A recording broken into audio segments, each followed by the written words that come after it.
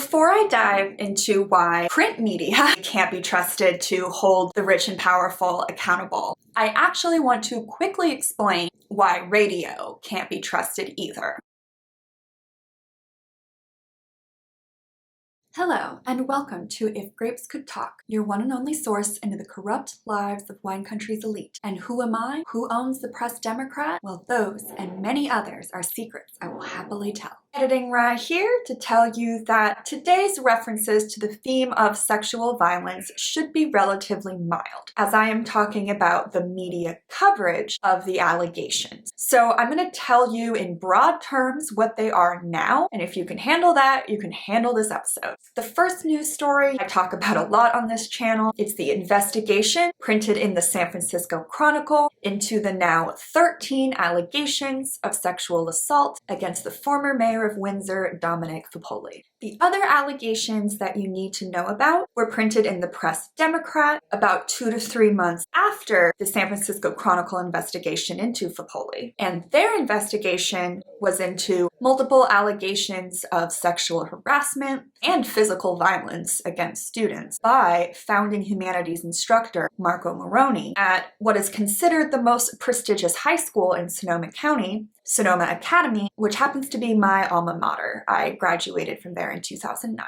If you would like to know more about the details of those allegations in both investigations, articles are linked below, as will all of my sources throughout this episode. Before I dive into why print media in Sonoma County really can't be trusted to hold the rich and powerful accountable, I actually want to quickly explain why radio can't be trusted either. The majority of radio stations in Sonoma County, for example, KSRO, are owned by Sonoma Media Group, whose leader is Lawrence Amaturo. So he was a Sonoma Academy trustee at one point. He also donated personally to Dominic Foppoli's mayoral campaign. Through his foundation, Amaturo has also donated to Hillside College, which I just had to Google after seeing that. Let's see, the purpose was pursuing truth and defending liberty. And what I discovered is it seems like Hillside College is the next generation of Trump University. In other words, it's a right-wing extremism indoctrination factory. So that's alarming. Now, on to newspapers. My goal in covering the history of the Press Democrat is to better contextualize why they might have passed on the Dominic Foppoli story and why, in my opinion, their coverage of the allegations against Sonoma Academy founding humanities instructor Marco Moroni has been relatively surface level compared to the San Francisco Chronicle's investigation. So this week, I'm going to introduce you to the top brass and start to sort of hint at why they might have protected their connections to elite winemakers in Sonoma County. For example, a name that really comes up a lot in my research is Barbara Banke, Jess Jackson's widow, and now the chairman and proprietor of Jackson Family Wines, their most famous label being Kendall Jackson, one of the most successful labels in international wine history. She donated to Dominic Foppoli's campaign, both from Jackson Family Investments, LLC, and like this trust named after herself. I don't know how far back her connection to Dominic Foppoli goes, but I did find this photo that she's in with him, and it's at a ribbon cutting ceremony. So aside from donating to Dominic Foppoli, I actually found a connection with her to Robert Strick, who is the lobbyist who showed up on KSRO being owned by Lawrence Amaturo. Amaturo had also donated to Foppoli's campaign. So Robert Strick came on KSRO to victim blame Esther Lemus, a Windsor Town Councilwoman who went on the record accusing Foppoli, and really was the only person to come out of the woodwork and defend Foppoli, which actually makes a lot more sense now that I know he did that on a radio station owned by one of his supporters. So when I looked more into him, I discovered that Barbara Banke had actually donated to a PAC that he was running for the Sarah Palin of Oregon. So let's just sit with that sentence. Let's just sit with that for a second. Wait. It gets even better. So the PAC was developing a super shady sounding data tracking tool for Republican political candidates. Okay.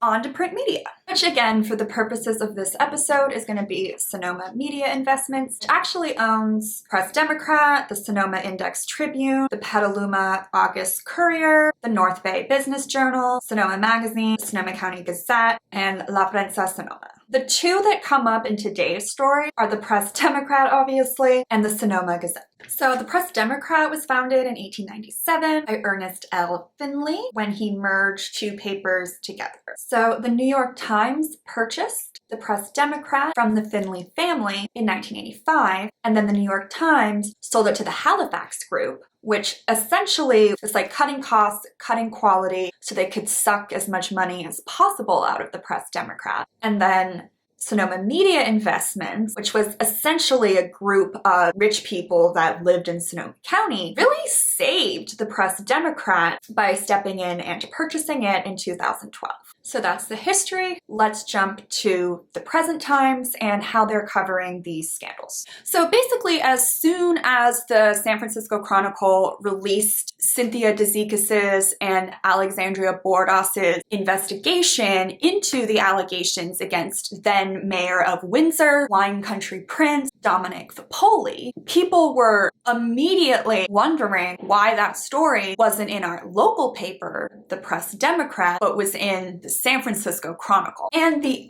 LA Times had some insight into why that might be. So in this LA Times article, it would appear that Alexandria Bordas actually left the Press Democrat over their refusal to run the story and then took it to the San Francisco Chronicle. So she was really committed to trying to make the story happen. In my opinion, that indicates, well, then the Press Democrat must have been really committed to not making it happen. And while I do think there is a component of the Press Democrat trying to protect rich, powerful people in the area, I actually do buy that another component of it was this feed the beast mentality that the LA Times also alluded to, where because they were really trying to churn out a lot of quick, digestible, profitable content. That's not investigative, deep dive journalism. Those kinds of stories, based on my experience as a source for the San Francisco Chronicle, those take more like 6 to 8 months. If the Press Democrat is really leaning into a model of shallower dives to churn out content faster, that would be another reason they wouldn't take on a story as complicated as Foppoli's. So 2-ish months, 3-ish months after the Press Democrat very suspiciously didn't become the ones to release the allegations against Foppoli,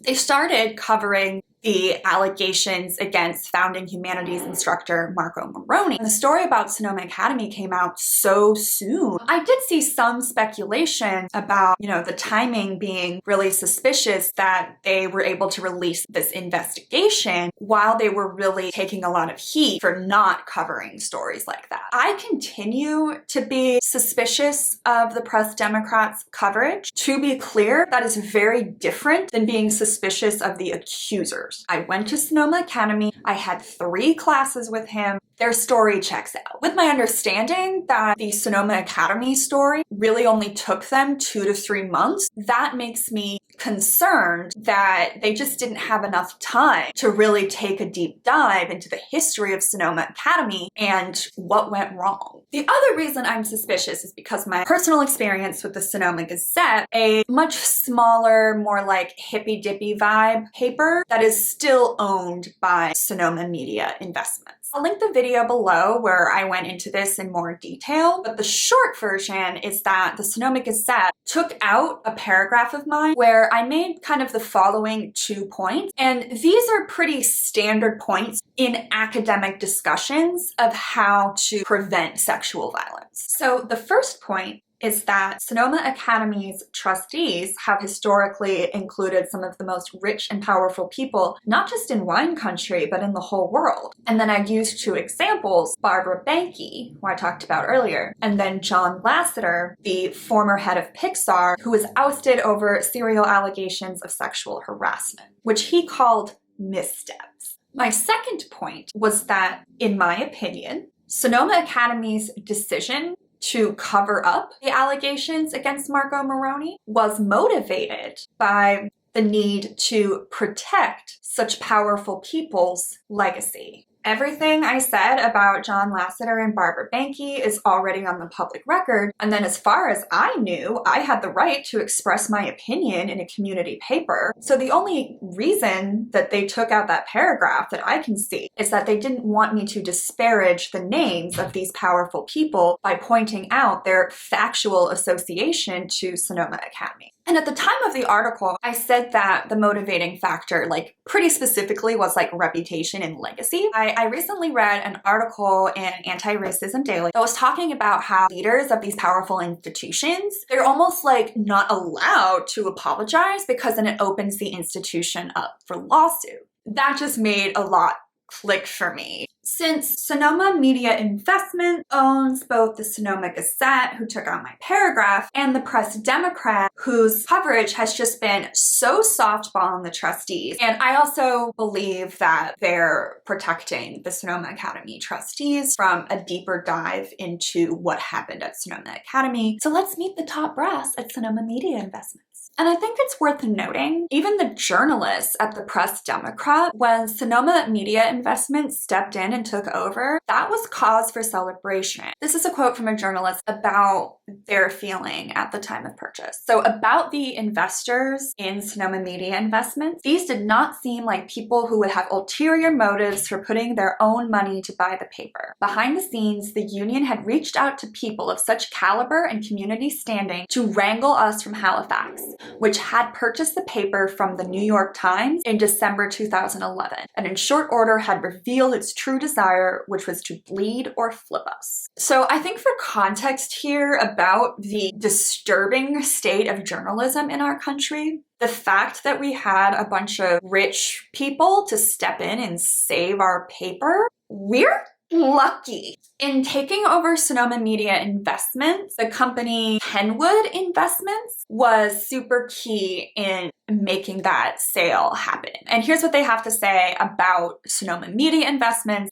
This constitutes the largest publishing business in the North Bay, succeeding at turning a once struggling operation into a growing and profitable business. I think part of the problem there, as far as like what's make them growing and profitable, they haven't bled it dry like Halifax, but this sort of feed the beast mentality that they have brought to drive up profits. They're saying like you have to push out stories in 2 months, 3 months, which doesn't give them the time to do those 6-8-month investigations. And the other way that I've seen like where they might be like driving up profits. So I subscribe to the Press Democrat now so I can keep tabs on them. And I get a lot of emails about like subscriber deals. So it really seems that advertising with wineries is a lot of how the Press Democrat has been able to generate more revenue, which would then give them financial incentive to be soft on those wineries and their owners. Darius Anderson, pictured here with a bunch of winemaking elites, is like the major player behind the deal, since like Kevin Investments is like his thing, his baby. Darius Anderson, I'm actually not going to get too into though. He's a political operative. He's worked with Fortune 500 companies. The vibe I get from him, like it's all about connections for him. In that sense, he can't be trusted because you never truly know what his agenda is. And then Bill Hooper, also in this photo, is also a C-suite executive at both Sonoma Media Investments and Kenwood Investments. So then Sonoma Media Investments Chief Executive Officer is Steve Falk. It's really interesting that the LA Times framed what's going on with the Press Democrat and the San Francisco Chronicle as a newspaper war, because Steve Falk, before he came to Sonoma Media Investments, was involved with the San Francisco Chronicle. He was instrumental in the Press Democrat announced that it was closing like a printing facility and like outsourcing it to a San Francisco Chronicle facility. That doesn't sound like a war to me.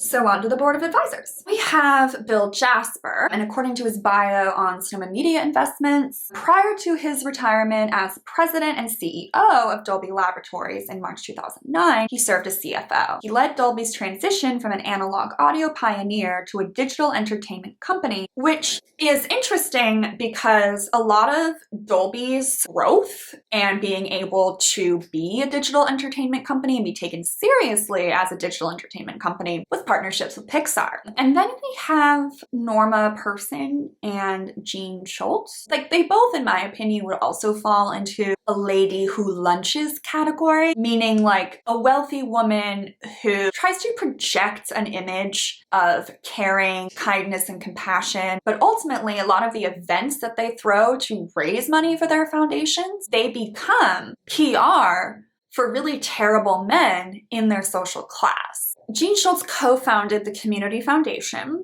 There are numerous former trustees of Sonoma Academy that are legacy donors to the Community Foundation. Norma Person is the president of the Ernest L. and Ruth W. Finley Foundation. It would appear the Finley Foundation is now like defunct or whatever, and that foundation is named after the founder of the Press Democrat. Norma Person is in that family. Her presence in Sonoma Media Investments, it seems like that really was a key factor in folks believing that Sonoma Media Investments was coming in with altruistic intentions. The person on the board that was like the most shocking to me was Sandy Weil, who has a net worth of $1 billion. So he was the former chief executive and chairman of Citigroup. But what I found most hilarious about him is that he was named in the Panama Papers. And the Panama Papers, in oversimplified terms, were a bunch of legal documents that allowed the public greater insight than they'd ever had in the past into corrupt business making by international leaders. While I was reading the Panama Papers coverage to figure out like what that meant, I was like,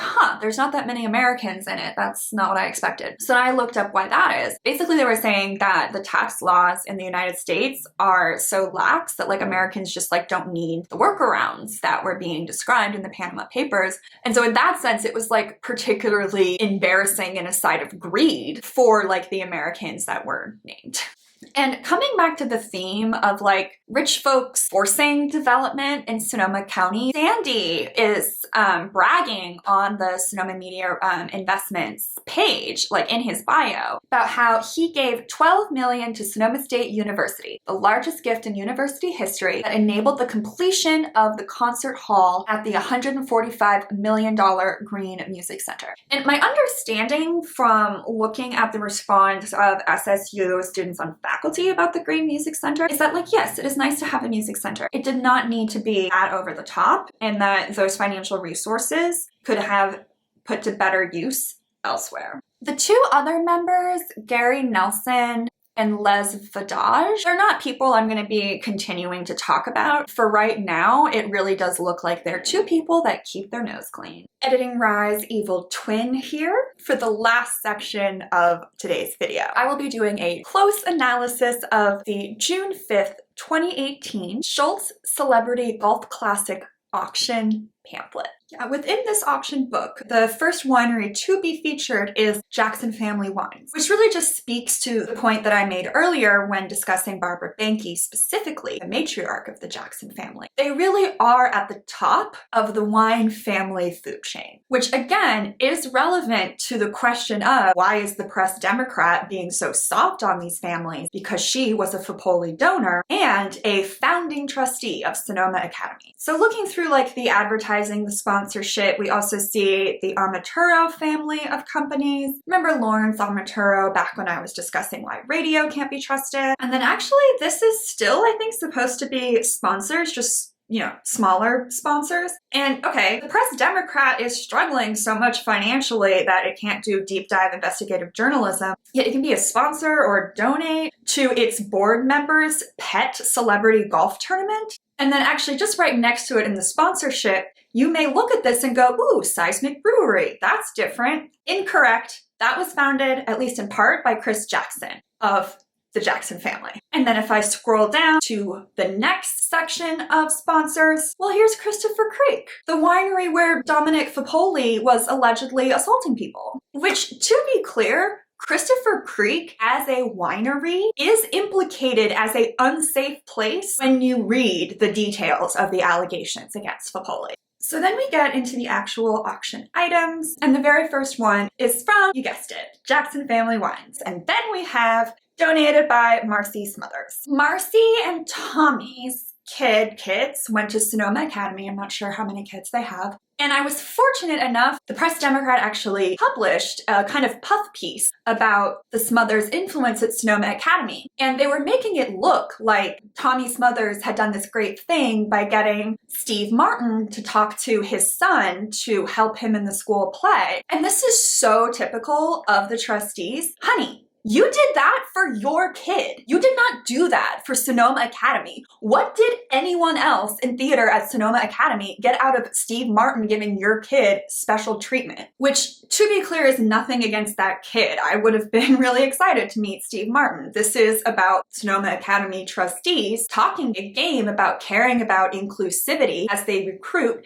diverse and marginalized students to campus and then not caring about them at all. And then the next auction item was donated by Dominic Foppoli, and it includes a trip to what his social club, Active 2030, referred to as his grape castle, but without the G. It also includes a stay at Christopher Creek Winery. Given the history of Christopher Creek's involvement in Foppoli's assaults, this donation feels like entrapment to get women into an unsafe space. I'm just gonna say it. And then we get to the first little taste of what charities all of this extravagance is to raise money for. And when I say my jaw dropped when I saw that Sonoma Academy is listed as one of the contributions, my jaw was on the floor. It's truly despicable that they're pretending that they're partying and doing all this for the children when there are people in Sonoma County literally dying, I am not being extreme here, of poverty. And they're patting themselves on the back, spending thousands of dollars on future lavish vacations because they're giving money to their kids' school. And having been there as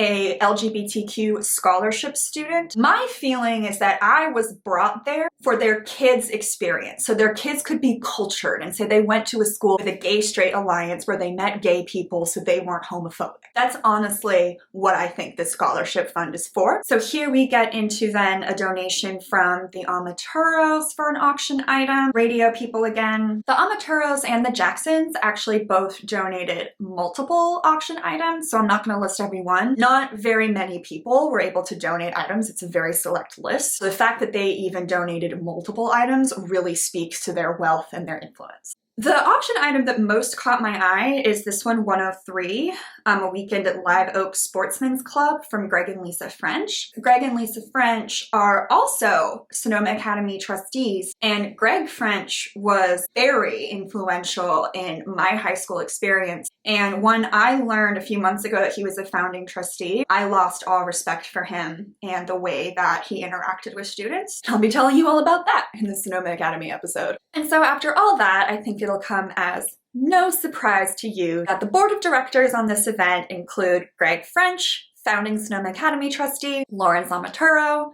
Jeannie Schultz, who is our connection to Sonoma Media Investments, and then we also have Marcy Smothers. And while, again, no one from the Jackson family was on the board of this particular event, they did donate a lot and were the first wine sponsors in the brochure. I wanted to do this episode on media at this point and include the analysis of the brochure, because explaining what's going on with the media really helps connect the Sonoma Academy allegations with the Dominic Foppoli allegations. Moving forward, my goal is to actually put out 2 10 to 15 minute videos per week. So this is going to count as the first one for this week, and then I'll release another 10 to 15 minute one Thursday or Friday. And then starting next week, I'm going to try to be on a Monday, Friday, Thursday type schedule. And then since I'll be releasing 2 videos per week, I can cover multiple things at once. Foppoli is still a very interesting story, and I don't want to drop the ball on that, but I do know a lot of people subscribed because they wanted to know more about Sonoma Academy. And like, if you're a prospective parent or student of Sonoma Academy,